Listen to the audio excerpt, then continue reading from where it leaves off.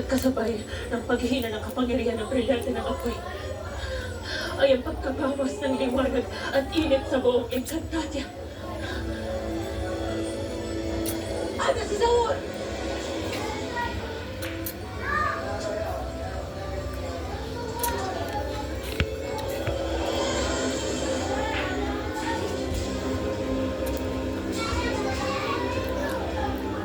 Kumabit kayo lahat sa balikan namin ni Terra.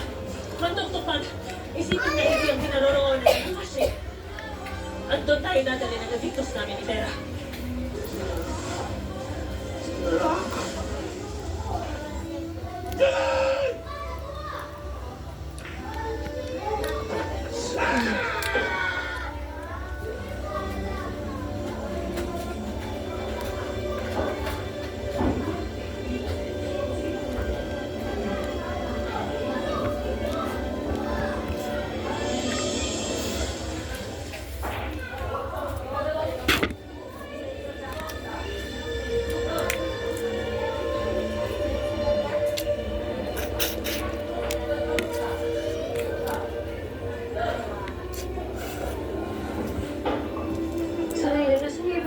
Kasama.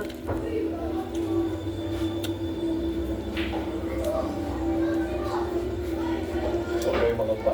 Sila yung ligtas pa rin sa asinaran. Sabi ko. Malayo na tayo mula sa mga warga ni Abel. Sige. Pansin mo rin ba na tita ayaw ng saktan sa ulo? Kahit ikaw yung maraming sa amin. Hindi na. Ngunit batid kong masama rin gawin sa akin. Gusto na ako sa pinunod ko daw. Naniwagang aklat ng Akashik. Ako, kasama ng mga bagong tagapangalaga. Kami nagsusumamo na ikay magpakitang gilas.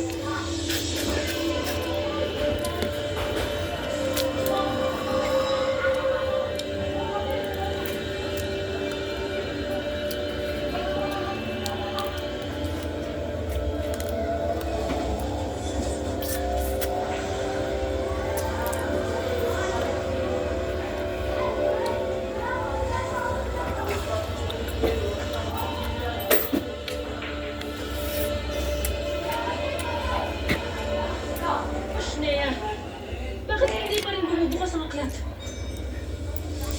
Hindi rin basta-basta magbubukas ang Akashic sa Krimerina. Sapagkat ang aklat ay nilagyan rin naman ng sumpa. Magbubukas lamang itong mali kapag nagkabuklog at magkaisa na ang... Sino? Sabihin mo sa amin. Sino? Ang apat na bagong tagapangalaga ng mga kaya. Naririto na ang mga bagong tagapangalaga. Mantok. Tukon. Noong nga ngayon, tawag ang mga karapat-dapat lamang ang siyang ang pagpalaga sa Akashi. Mamubuksan ka ng tuloy sa panahon tulad Nalaya.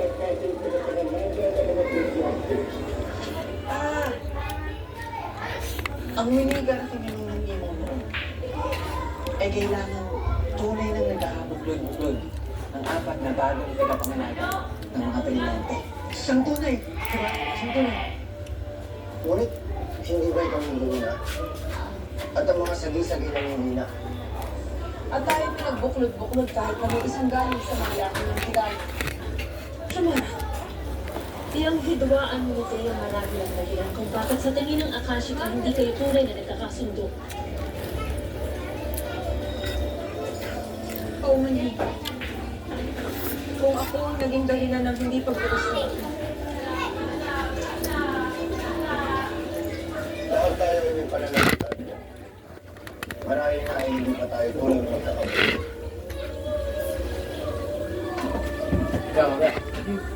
Kung hindi natin mabubuksan ngayon ang mahiwagang aklat, para natin malalaman kung anong kailangan natin gawin.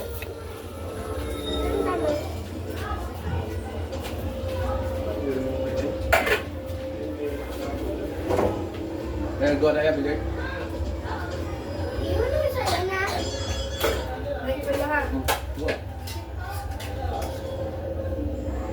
Hindi ka pala isang pangkaraniwang gangalaman.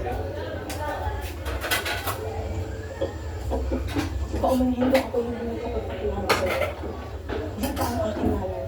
Gama at punong abala sa paggawa ng gamot at pangasin na inilala ko sa iba't ibang sulok na Encantadia. Bakit mo ako tinutulungan?